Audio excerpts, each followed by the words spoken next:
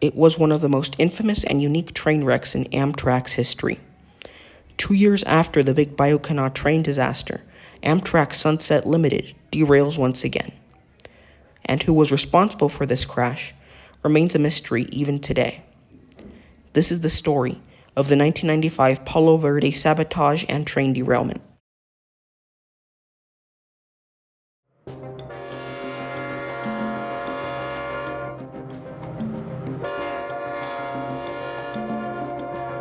October 9th, 1995, Amtrak Train Number 1, the westbound Sunset Limited, was passing through the Arizona desert during its multi-day trek from Miami to Los Angeles. Leading the train was P32-8 BWH number 511, wearing its distinctive Phase 3 paint scheme. The Dash 8s had been delivered to Amtrak in 1991 as a stopgap while the railroad awaited the delivery of its delayed order of GE Genesis engines. Due to its boxy freight design, the Dash 8s wore a modified version of the Phase 3 paint scheme. This earned the units the nickname Pepsi Can by rail fans. Trailing 511 was F40PH 398. The F40s had been the workhorses of Amtrak's roster for 2 decades. They were icons of the railroad, seen on nearly every single train with their iconic Phase 3 paint scheme.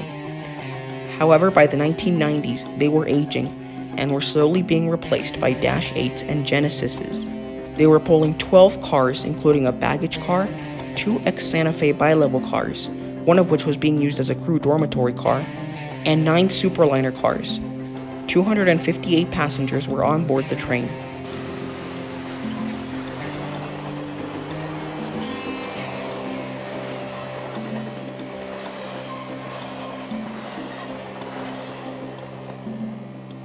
The train was traveling 70 miles west of Phoenix on Southern Pacific trackage in a remote stretch of the Sonoran Desert near the town of Palo Verde.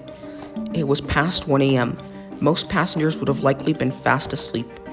At 79 miles an hour, the train was rapidly approaching a curve where there was a trestle that went over a dry creek bed. At 1:35 a.m., as the train reached the trestle,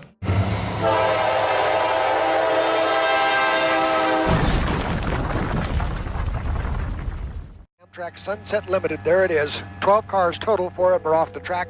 2 of them. the Sunset Limited derails over the trestle, plunging several superliner cars into the creek bed below. Passengers who only moments before had been sound asleep were jolted awake and left dazed and confused, not knowing where they were. Realizing they were in a desert, many passengers decided to remain inside the wrecked cars out of fear of being bitten by rattlesnakes or other desert animals.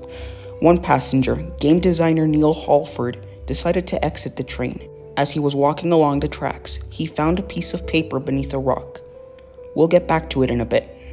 It took first responders 45 minutes to reach the scene due to its remote location and the fact that the nearest road was 3 miles away. At first daylight, the extent of the derailment became apparent. 8 of the train's 12 cars had derailed. 3 of them had been completely flipped onto their sides. 2 of them had fallen into the creek bed. One of the cars, a dining car, was left dangling off the trestle. The rest of the derailed cars remained upright. Both engines remained on the tracks and traveled a bit before stopping. Unfortunately, sleeping car attendant Mitchell Bates was killed, and 78 passengers were injured. It was the second accident to plague the Sunset Limited in 2 years, following the 1993 Big Bayou accident that killed 47. The task now was to find out what caused the derailment.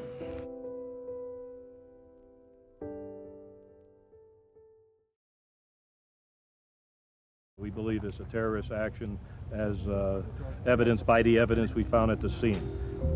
The piece of paper found by Halford was part of a 4-page typewritten letter left at the crash site. The other 3 pages were found nearby. The letter contained a manifesto attacking the ATF and FBI, as well as local law enforcement for the Waco siege that occurred a couple of years prior. At the bottom, the letter was signed, Sons of the Gestapo. This indicated that the track was more than likely sabotaged. The saboteurs had removed multiple spikes in order to push one of the rails inward by 12 inches. The saboteurs had also circumvented a safety system by keeping a track circuit closed, that would have triggered a red signal for the train should there be a break in the tracks. Instead, the signal remained green, allowing the train to reach the broken track. The accident was very similar to the 1939 derailment of the city of San Francisco in Nevada that had also been caused by sabotage when the tracks had been moved out of place. 24 people were killed in that accident and 121 were injured. The perpetrators for that accident were never found. The derailment sparked nationwide outrage, especially with the still recent memory of the Oklahoma City bombing that had happened a few months prior. The FBI immediately began an investigation to find those responsible for the derailment. But apart from the signature at the bottom of the letter, the FBI had little leads to go off of, and the trail soon ran cold.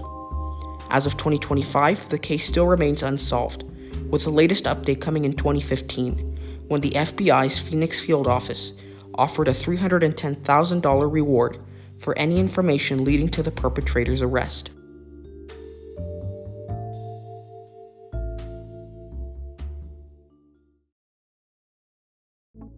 As for the locomotives pulling the train, Dash 8 511 is still in service with Amtrak to this day, and wears the Phase 5 paint scheme, although it's mainly relegated to yard work.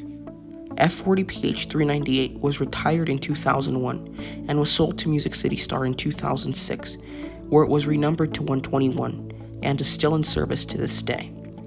The tracks were repaired and the line was reopened. However, in 1996, the line was abandoned by the Southern Pacific Railroad, and the Sunset Limited was rerouted south of Phoenix, leaving the city with no train service to this day.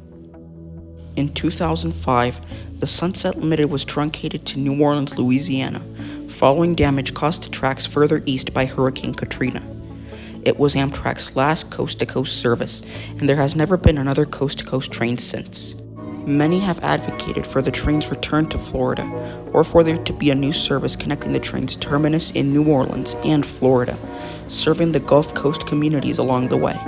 In August 2025, Amtrak started a new service serving the Gulf Coast, but only terminating in Mobile, Alabama. It's called the Mardi Gras and launched to great fanfare. Definitely an exciting day, and excitement not only here in the port city, but all along stops of the new Mardi Gras line rail service. Cities along the Mississippi Gulf Coast pulled out all the stops to welcome the return of passenger rail service. Officials say bringing... It's been 30 years since this crash, and although the perpetrators have never been found, it has certainly taught the railroad industry valuable lessons, and there has never been another accident like it since.